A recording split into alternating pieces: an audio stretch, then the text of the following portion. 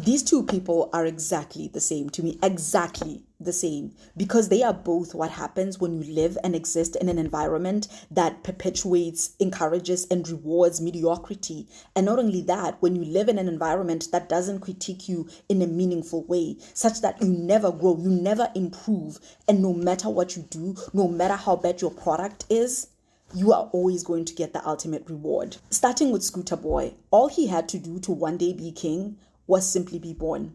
Like he doesn't have to do anything else. He can be the laziest person on the planet. He's still gonna be king. Like I would like to remind people that this year alone, this man has worked an equivalent of 13 working days. When I say an equivalent, it's because with some of these working days, all he had to do was show up to wave and smile and pose for pictures, and it was counted as a working day. Like, and just imagine a world in which you, an ordinary person, just had to show up somewhere and wave and smile, and that was counted as a working day, and you got the full pay for that. And I would like to remind people, we are in October.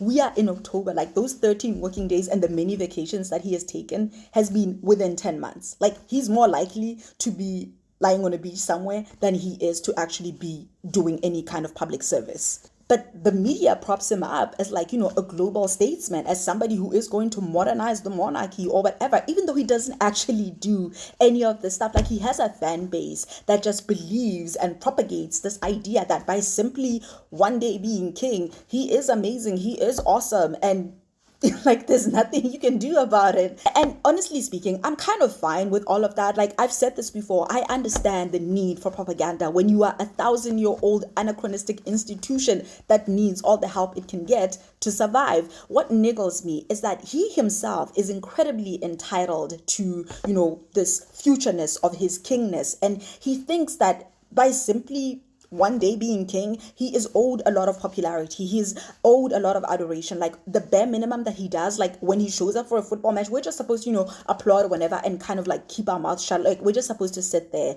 and eat our food. But what niggles me even more is that he dared to leave his target audience, because I view his target audience as incredibly far right and, not necessarily politically or socially or societally progressive.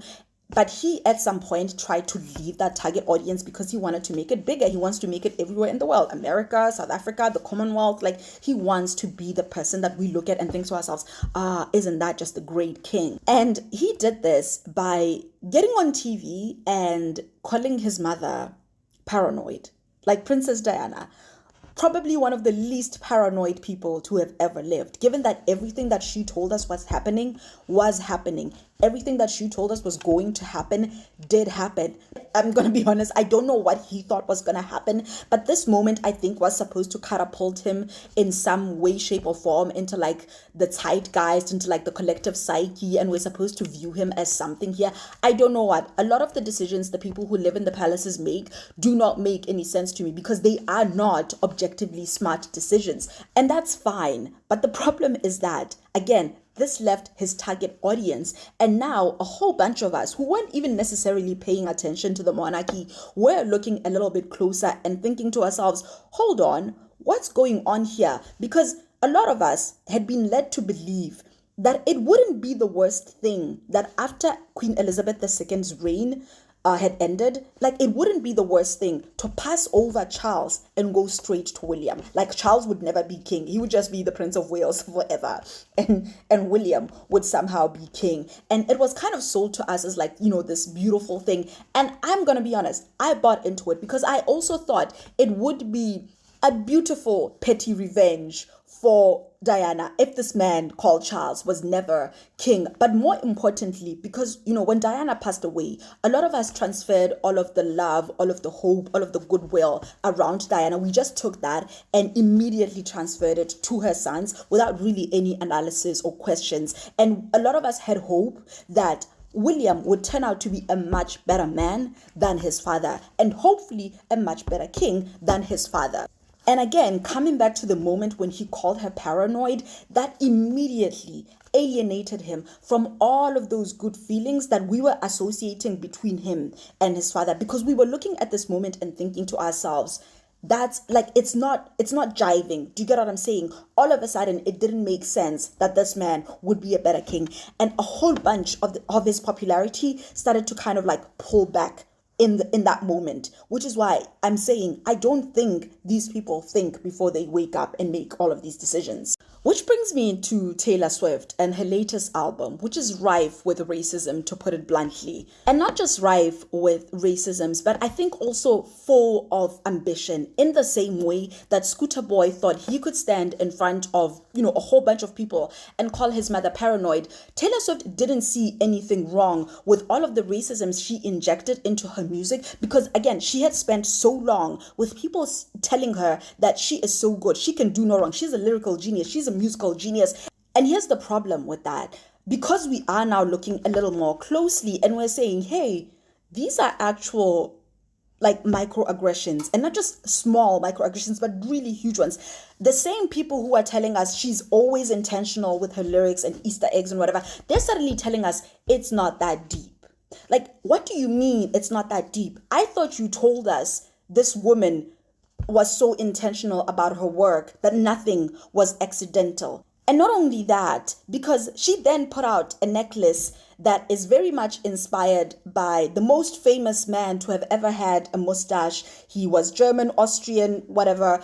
And he was, responsible for the Second World War. You know who I'm talking about. Taylor Swift has put out a necklace that is very much inspired by that ideology. And somehow we're supposed to just kind of overlook that because, again, well, she's just like, you just don't get it. She's just that kind of genius where you just don't get it. To the point that Hank Green, whom it took 2 years to acknowledge that what's happening in Palestine is a genocide. I don't think he even acknowledged that it's a genocide. I think he both sided it like, oh, I don't think, kids should die. Like, this is a person who has made his whole personality like, we need to be a little more human and a little more kind. It took him 2 years to acknowledge that what's happening in Palestine could maybe a little bit be wrong. It took him 1 week to come and defend Taylor Swift. That's how much of a benefit of a doubt this woman is given. Again, going back to the point I made at the very beginning of this video, it doesn't matter what these people do. They are going to get rewarded. They are going to be encouraged. And not only that, they are just going to be defended by a whole bunch of people. Like, everything they do will always be excused, and not just excused. It will be explained in a very human, very humanizing way that leads you understanding that, hey, maybe at the end of the day, you with all your criticism, you're being the negative one, okay? He's gonna be king one day. Taylor Swift is just the best somehow. But anyway, I don't really want to get in the weeds about that right now, because like the other shocking part of this album for me is that even Taylor Swift fans are acknowledging that this is without a doubt probably like the worst thing she's ever put out.